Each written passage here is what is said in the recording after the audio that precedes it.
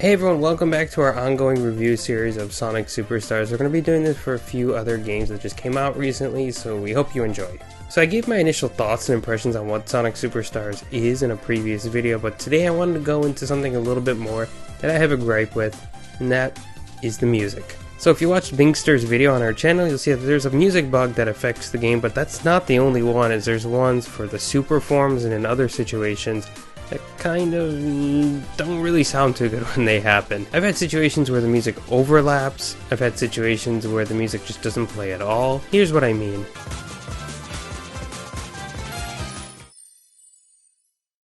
But besides that, my biggest problem with this game is the music. There are some other things that I'm going to talk about, some good and bad in future videos, and I'm sure that guys will also join in as well. But I gotta address the music. Of course I gave my initial impressions, but then I really sat down, played the game more and more, and I also listened to the tracks by themselves, right? To really get a grasp and a feeling of them. I gotta say, some of them are absolutely amazing. Some of them just knock it out of the park. It's like, oh my gosh, this is the way Sonic needs to sound going forward. However, others are just a huge disappointment. I don't really want to get into the people themselves, however I do want to talk about some specific tracks that just don't gel with the game. I thought instead of going through each track individually, let me talk about some of the ones that I really like and some I don't like.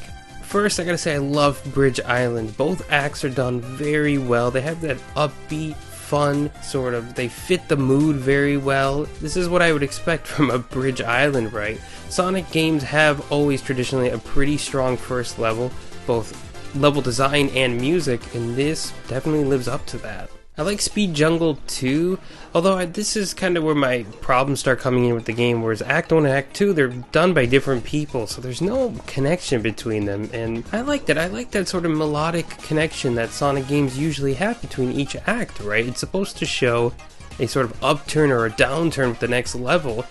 Levels that do this very well, you get like Angel Island Zone from Sonic 3, Flying Battery Zone do this. It's kind of a little disappointing, but at least both songs are pretty good.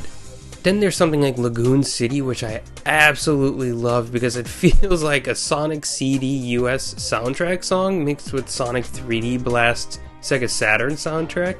It's so good. It feels like a modern classic Sonic song.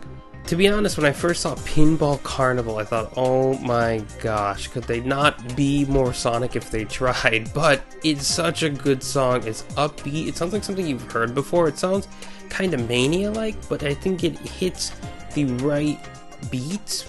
And it has that classic sound without overdoing it. It hits it just right, and I think it blends in well with the rest of the soundtrack.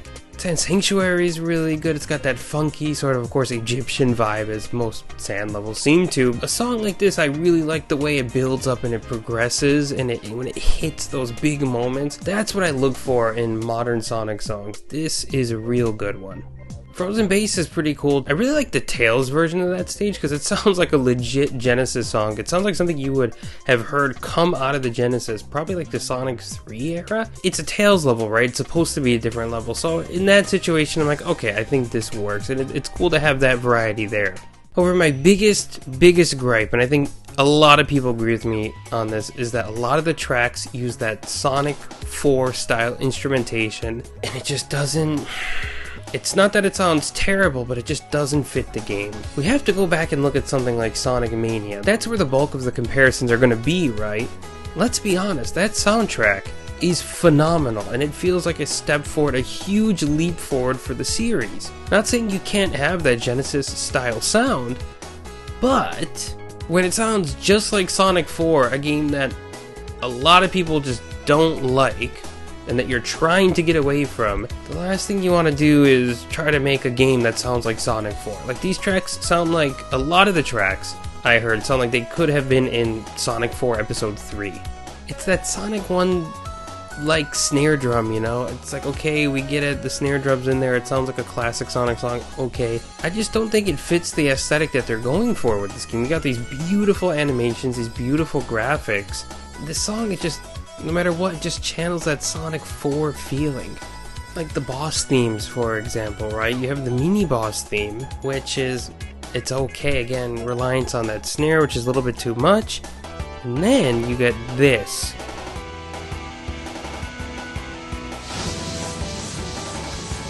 This song is just, it goes nowhere. They get it going, they get it started. You know, ignore the Sonic 4 percussion for a second. You listen to this, it just doesn't go anywhere, it repeats. And that's a problem with a lot of these Sonic 4 style songs in the game, they just repeat. Like, look at the world map music, for example. Take a listen.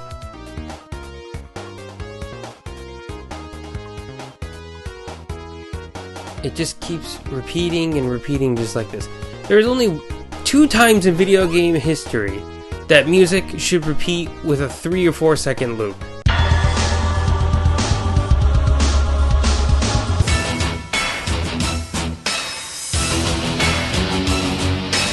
Now I know what you're thinking, right? Okay, maybe this is just a matter of preference and taste, and I think that's fine.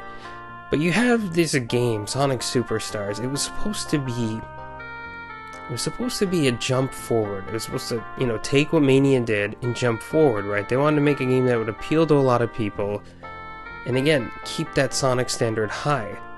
They did do that with gameplay, and we'll talk more about that maybe in another video, but I just think it's not the best idea to have so many different composers, so many different styles for a game like this. It works for something like Smash, where Sakurai has this overall vision that he knows very well. He knows the intricacies of the music, the characters, so he's able to give direction that brings all of the tracks together in a cohesive package. Here, there is a competing clash of styles, and realistically, it's very jarring, because Sonic games always have good music. They have phenomenal music. That's always the go-to, right? If you've ever watched a video I made about Sonic, it's always, the music's good, the music's good, the music's good. The music here isn't terrible in a lot of cases. It's just, it's confusing. It makes you wonder why. Why is there not a cohesive package, a cohesive vision for the game? When you go to the next level, you're going to be like, hey, what's going on? Why does the music sound so different? The style takes you out of it, in my opinion. Maybe I'm being too harsh. I think a lot of these Sonic 4 sounding tracks, you know, they can maybe fit in the Genesis style games, or if they make another sprite art type game, maybe it can work. But I think with the musical changes we saw in Mania, we should probably continue in that direction.